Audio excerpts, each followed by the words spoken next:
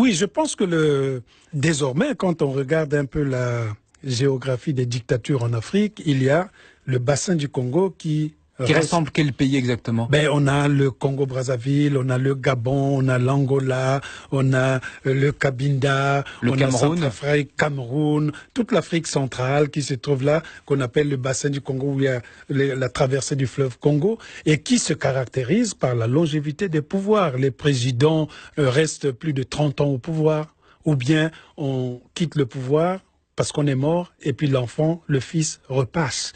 Et le pouvoir est concentré autour d'une seule famille.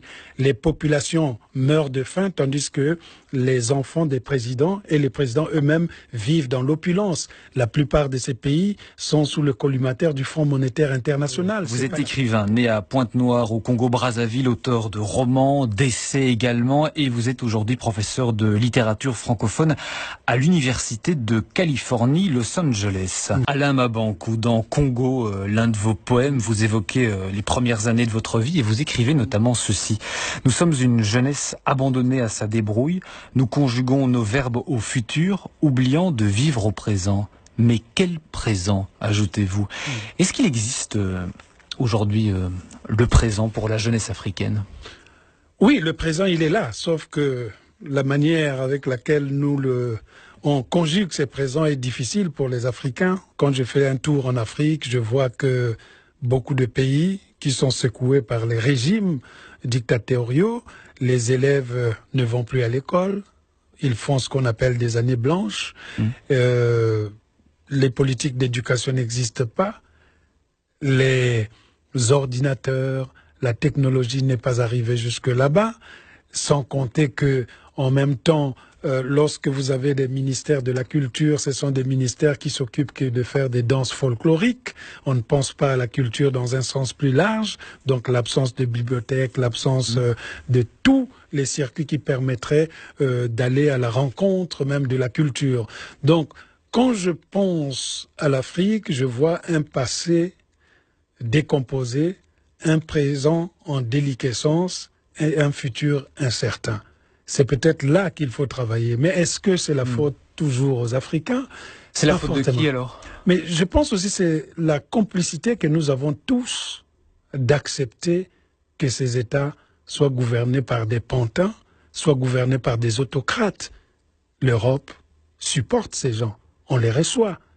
Donc je pense que la complicité européenne est mise en cause. Ça, il faut le savoir. Les anciennes puissances coloniales, et je le dis depuis la Belgique, la Belgique est une ancienne puissance coloniale, mais la France est une ancienne puissance coloniale.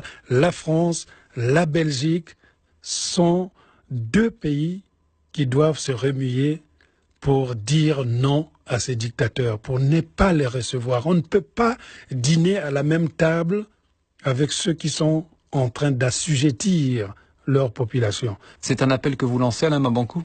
Ce n'est pas, c'est la logique même. C'est la logique. Moi, je pense que il faut que l'Europe accepte que les Africains aussi bénéficient de la liberté que les Européens ont. Pourquoi les droits de l'homme seraient réservés à un seul continent? Et quand il s'agit de l'Afrique, on a comme tendance que c'est naturel que nous soyons dans une certaine barbarie, que nous soyons définis par les guerres civiles, que nous soyons définis par la dictature, à la rigueur même par l'anthropophagie. Donc il y a dans l'esprit même de l'Occident l'acceptation que l'Afrique est restée le cœur des ténèbres au sens de Conrad. Alain Mabankou, vous avez lancé sur Twitter il y a quelques semaines maintenant un mot-clé, un hashtag, comme on dit, Révolution Bassin du Congo.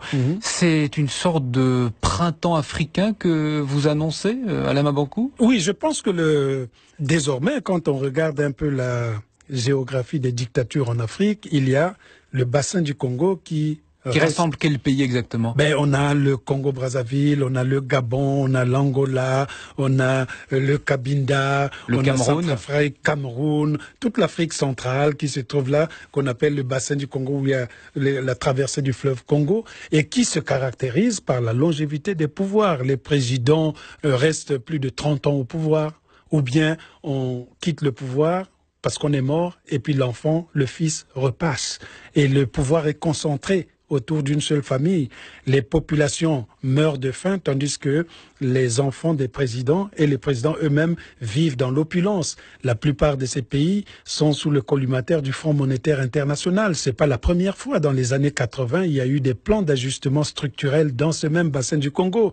Ils ont pillé, ils ont acheté des maisons en Europe. Les Européens ont accepté que ces gouvernants autocrates achètent des maisons ici, donc donnent de la richesse à l'Europe en question. Donc, le bassin du Congo, pour moi, est essentiel dans l'éclatement même du printemps qui doit se passer du côté de l'Afrique, ici et maintenant. Mais il y a déjà quelques éléments qui sont tangibles, que vous observez, qui vous permettent de dire que ce printemps arrive? Il y a des éléments tangibles, vous avez vu, ça a bousculé même un peu plus loin. Il y a eu des bousculades déjà du côté du Togo. Les jeunes commençaient à grommeler.